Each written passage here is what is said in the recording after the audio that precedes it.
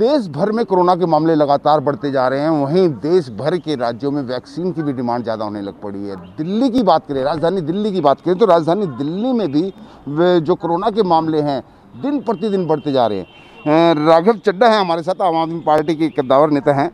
राघव जी, दिल्ली में लगातार बढ़ते जा रहे हैं मामले, तो क्यों नहीं सबको वैक्सीन लगवाई जा रही जल्दी से जल्दी, तेजी से, जैसे कई और राज्यों में खबर आ रही है बहुत ज़्यादा तादाद में लग रही है? देखिए, समस्या यहाँ आ रही है कि केंद्र सरकार ने इस पूरी वैक्सीनेशन ड्राइव का केंद्रीयकरण करके सब कुछ अपने हाथ में ले लिया है और वे लगातार रिस्ट्रिक्शन लगाए जा रहे हैं कि 60 साल की उम्र होनी चाहिए, डायबिटीज़ होनी चाहिए, आपको हाइपरटेंशन होनी चाहिए तो आपको वैक्सीन लगेगी, फलाना उम्र होनी चाहिए, 45 आयु से कम को किसी को नहीं लगेगी। न जाने इतनी रिस्ट्रिक्शंस क्यों लगाई जा रही हैं। और जहाँ एक तरफ भारत के लोगों को, भारत की 135 करोड़ आबादी को वैक्सीनेशन लगाने की प्राथमिकता होनी चाहिए भारत सरकार की, लेकिन भारत सरकार की ज़्यादा प्राथमिकता इन वैक्सीन को एक्सपोर्ट करने में है।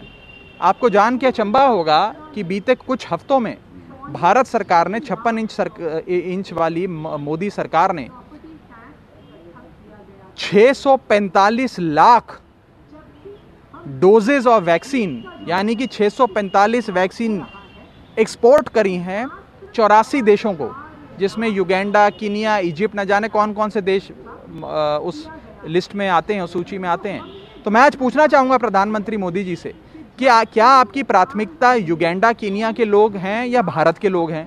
क्या भारत के लोगों का स्वास्थ्य बचाना ज़्यादा आवश्यक है या प्रधानमंत्री जी की अंतर्राष्ट्रीय मंच पे क्या छवि है वो ज़्यादा जरूरी है?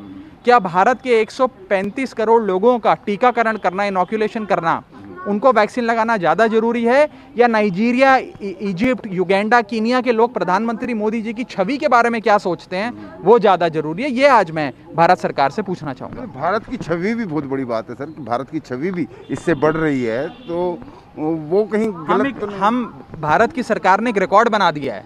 हम इकलौता ऐसा देश है जिसने ज़्यादा वैक्सीन एक्सपोर्ट करी हैं, दूसरे देशों को भेजी हैं और कम वैक्सीन अपने लोगों को लगाई है।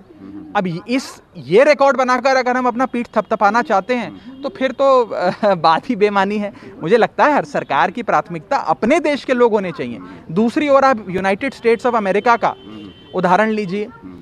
अमेरिका ने अपनी आबादी से 2 गुना वैक्सीन खरीद भी लिए हैं और अपने गोडाउन में भर भी लिए हैं कि भाई मैं अपने देशवासियों की पहली सुरक्षा करूं, उनको सुरक्षा कवच पहनाऊं, बाकी फिर मैं एक्सपोर्ट बाद में करूंगा। लेकिन भारत उल्टा कर रहा है, कह रहा है मेरे लोग तो जाए मरे, मुझे अपने भारत के लोगों की चिंता नहीं है। प्रधानमंत्री जी की सरकार कह रही है हम एक्सपोर्ट करेंगे, हमें तो इक्वाडोर और युगांडा, नाइजीरिया और कीनिया, जिम्बाब्वे के लोगों को बचाना ज़्यादा जरूरी है।